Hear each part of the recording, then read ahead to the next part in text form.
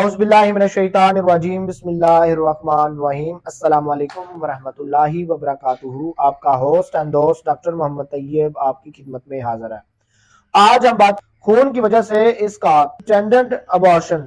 یہ اسقاط ایک ایسا قسم ہوتا ہے، اس کی علامات شدید نہیں ہوتی، اگر حالات کی بر وقت سنبھال لیا جائے تو حمل بچ جاتا ہے۔ اس طرح کے اسقاط میں کمر اور پیٹ میں درد ہوتا ہے، سرخ رنگ کا اخراج خون ہوتا ہے، سرویکس کی او ایس بند رہتی ہے، جھلی الگ نہیں ہوتی، چمکدار خون کے بعد گہرے رنگ کا خون بہنے لگتا ہے۔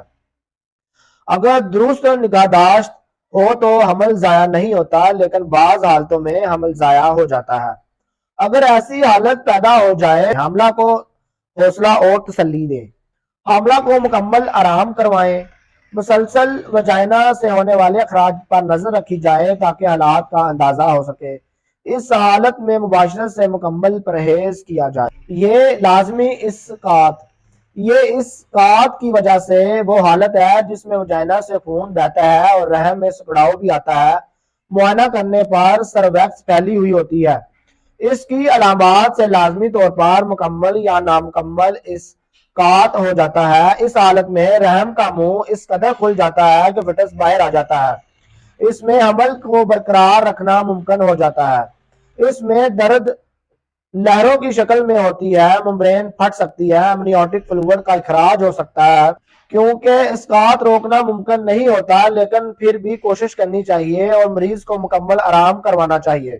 اس کے آلات جنسی پارٹ ٹھنڈی ٹکور کرنی چاہیے، چارپائی یا بیڈ کی پاؤں کی طرف سے اونچا کر دینا چاہیے۔ مکمل اسقاط، مکمل اسقاط سے مراد یہ ہے کہ اس میں رحم کا منہ او ایس مکمل کھل جاتا ہے اور فٹس اور پلیسنٹا مکمل طور پر خارج ہو جاتی ہیں۔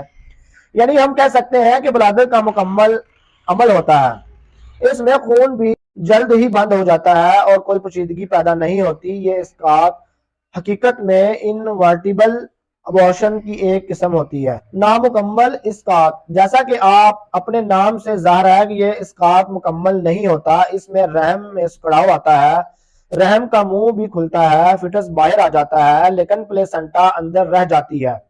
پلیسنٹا کے اندر رہ جانے سے شدید خطرہ پیدا ہو سکتا ہے۔ اس میں خون بند نہیں ہوتا، رحم کا سکراؤ یعنی کنسٹرکشن رک جاتی ہے۔ اس صورت میں پلیسنٹا کا اخراج بہت ضروری ہوتا ہے، ورنہ یہ حالت عورت کے لیے بہت خطرناک ہو سکتی ہے۔ اس حالت میں خون بکثرت بہتا ہے جو بعض اوقات شدید نقصان کا باعث بن جاتا ہے، عورت کی زندگی کو خطرہ ہو سکتا ہے۔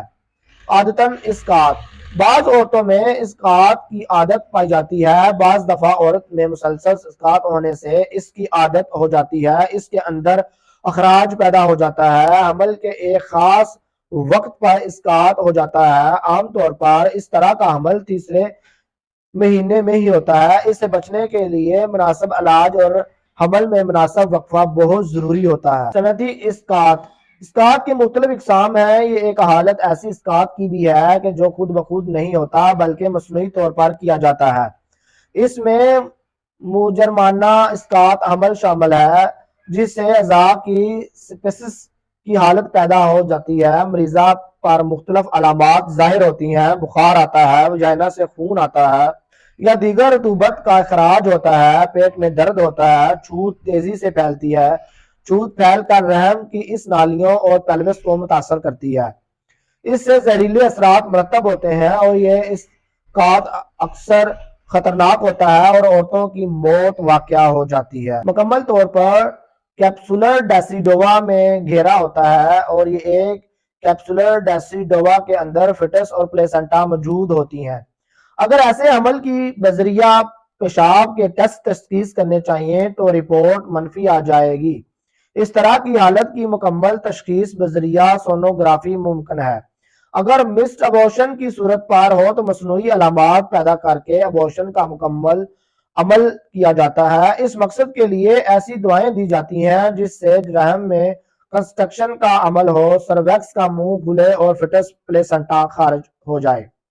بے ساختہ اسقاط، جیسے نام سے ظاہر ہے کہ اس طرح کا اسقاط خود بخود بے ساختہ انداز میں ہو جاتا ہے۔ اس طرح اسقاط میں ظاہر ہونے والی علامات درجہ ذیل ہیں کہ حاملہ کو درد کا شدید احساس ہوتا ہے، حاملہ اندام نہانی کے خون کا جریان شروع ہو جاتا ہے، رحم کی گردن سرویکس کا منہ خود بخود کھلنے لگتا ہے اور اس کو ڈائلیٹیشن ہو جاتی ہے، خون کا اخراج ہوتا ہے اور ساتھ درد ہوتی ہے، ایسے میں لوتھڑے خارج ہوتے ہیں۔ اس دوران درد کے ساتھ رحم سکڑتا ہے اور رحم سے خارج ہونے والی اشیاء خارج ہو جاتی ہے۔ اخراج کے وقت درد زدہ کی طرح احساس ہوتا ہے، اس میں تمام حمل بغیر کسی وقت کے خود بخود اس طرح کا عمل بغیر کسی دقت کے خود بخود ہوتا ہے، کیونکہ رحم کا منہ کھل جاتا ہے، لہذا کوئی پیچیدگی سامنے نہیں آتی۔ بلڈ مول اسکات، اسکات کی قسم میں سے سب سے پہلے مسڈ ابورشن کی حالت ہوتی ہے تو اس میں عمل سے بلڈ مول بن جاتا ہے، یہ کیپسولر ڈیسیڈووا کے اندر گرا ہوا ہوتا ہے، اس خول کے اندر جنین پلیسنٹا اور جمع ہوا خون بند ہو جاتا ہے۔ اس طرح کے اسکات سے خود سے نہیں ہوتا بلکہ جب مس اسکات کے بعد اس طرح کی حالت پیدا ہو جاتی ہے اور علامات سے ظاہر ہو جائے کہ رحم میں بلڈ مول موجود ہے تو اس کے لیے مصنوعی طور پر اسکات کر دیا جاتا ہے۔ ادویات کے ذریعے رحم کا منہ کھولا جاتا ہے، ادویات کے ذریعے رحم میں سکڑاؤ لایا جاتا ہے، بوقت ضرورت اوزاروں کو بھی استعمال کیا جاتا ہے، لہذا وہ اسکات جس میں جنین مردہ ہو کر بلڈ مول بن جائے وہ بلڈ مول اسکات کہلاتا ہے۔ اب تک اسکات کی جتنی اقسام کا ذکر ہوا ہے وہ اسکات کی مختلف قدرتی اشکال ہے، ان میں سے شکل کوئی بھی ہو لیکن اسکات خود بخود ہوتا ہے اور یہ قدرتی اسکات کہلاتا ہے۔ اس کے علاوہ اسکات کی دوسری صورت مصنوعی اسکات ہے جو خود کیا جاتا ہے اور عورت کی رضامندی سے ہوتا ہے، اس کی تفصیل الگ سے درج کی جا رہی ہے۔ بہت شکریہ ہمارا یوٹیوب چینل دیکھنے کے لیے۔ ڈاکٹر محمد طیب کو